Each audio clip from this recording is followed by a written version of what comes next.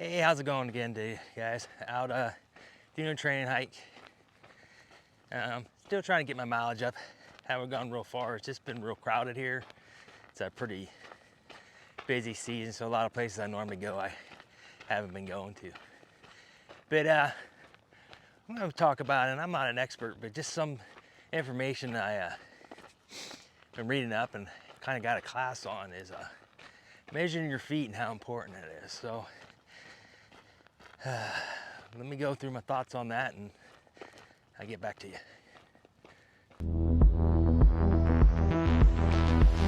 Am I gonna work there much longer? No, I'm not gonna work there. I'm a driver, I'm a winner. Things are gonna change, I can feel it. All right, so I'm back. So yeah, measuring your feet. We all gone through years. I was in the military. I thought I knew the size of my shoe, and I was into hiking and running and stuff. And they say, as you go, your foot gets bigger, like going distances, and it stretches. But I've always seen them devices in the thing, and they're called brannock devices. I'll put one on the screen. And I finally sat down and actually measured it. I've gone into stores where I walk across the little thing and they measure it and tell you what size you are and width. But never actually sat down and measured myself and understood the device itself. So I recently had a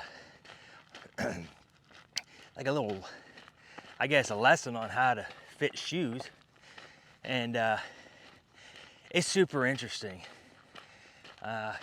For the most part, I've been in the right size shoes. I know I'm a double E. I have a really wide feet, sometimes a triple E, depending on the shoe fit. And I sat like 9.5 is where I sat. And in this class, I learned about like the arch. You can measure your arch with that machine. And the arch part's really important. And that can, like my arch is like a 10.5, because I got two different size feet. So you're supposed to like split the difference of this and that. And like I said, this ain't on a lesson on how to measure your feet. You go out and do the research, because I'm not the expert to do it. There's plenty of stuff out there on the internet to figure out how to do it. But that arch measurement is super important. So you might measure a 9.5, but your arch might be a 10. So you might have to wear 10s. And I just thought that was super interesting.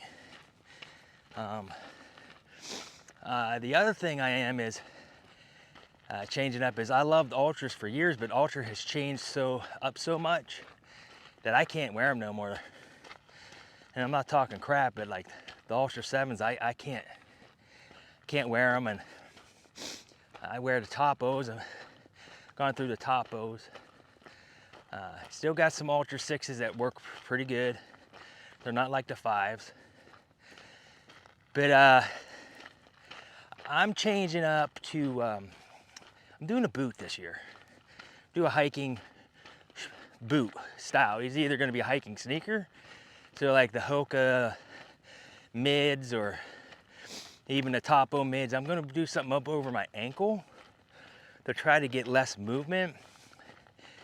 And really, like even like a boot, I'm really gonna get into the boot, because I think the boot, because when you're out there and walking and you're kicking rocks and roots, I think that was a lot of my thing. I would nail those rocks and roots and jam my feet. So I think if I just have more protection on like the front of my toes, I won't jam my toes so much. I know that's part of it. And if you're doing 100 miles, 200 miles, even 300 miles, you're gonna be good, but you're doing 1,000 miles, thousands of miles, that starts to wear on your feet. So I know I'm not saying, telling you what to wear, but I'm gonna try a different boot. I know, I don't know if you watch him, I watch Goob. He's a triple crowner. I watched all of his Appalachian Trail, his thing. complained about his feet a lot, and then he changed up his shoes, and he went into hiking boots. I think he's got elbows, and so I think that's where I'm gonna go. I'm gonna give it a shot. You can always change. It's like anybody who's done it, you know you can get on and off pretty easily and get where you need to go fairly easy. You're not crazy remote. So that's what I wanted to talk about. So if you're out there watching all these gear videos and shoe videos, I know Darwin just did one. I think he likes the trail runners because he's a runner hiker. So he can utilize his shoe. So he wants to go run, use the same shoe, he ain't got to change into boots. So, and I did, I went and got some Topo Pursuits just to give them a shot, and I'm wearing them now, but they kind of, I noticed it on Brooks, like I tried the Brooks Cascades, what else I tried? The Hoka Trail Runners. They ride up on my ankles. So my Ultra 6s don't, and I have another pair of Brooks road shoes for running on pavement, and they don't dig into my ankle, just them trail runner versions. So I'm gonna try to get something to go up over my ankle, so like a mid boot, and then something with more protection in the toe. So, and I would get back to like the Topo. There's something with the cut around the ankles that like digs into my ankles, and I've tied my shoe a couple different ways. And if you don't know how all the different ties, there's a bunch of different ways to tie your shoe to try to help keep them tighter, keep them from slipping on your feet, tighter on the ankles. Look them videos up, like different ways to tie your shoes for like running and hiking and everything. It works for all of them. You know, you got like, I do mine tied around my ankles because I got smaller ankles, but I got super wide feet. But I thought that might have been the issue, so I just left them tied a different way. And I'm trying different things to try to get these to fit different on my feet. Because like a trail runner, tennis shoe, you don't gotta break a tennis shoe in. They're made to put on and wear. So now a boot that has leather in it, then yeah, you gotta stretch it and move it around. But like I said, I'm not an expert. Don't take my advice, but I'm just telling you what I'm doing this year. I'm wearing boots, and we'll see how it goes. I'll let you know. I should be getting a pair coming in about a month or two, and I'll tell you a little bit more about my hike as we go. But that was just something I wanted to put out there. Like, you know, everybody, I think it's just a trend. Don't believe everything you see on the internet.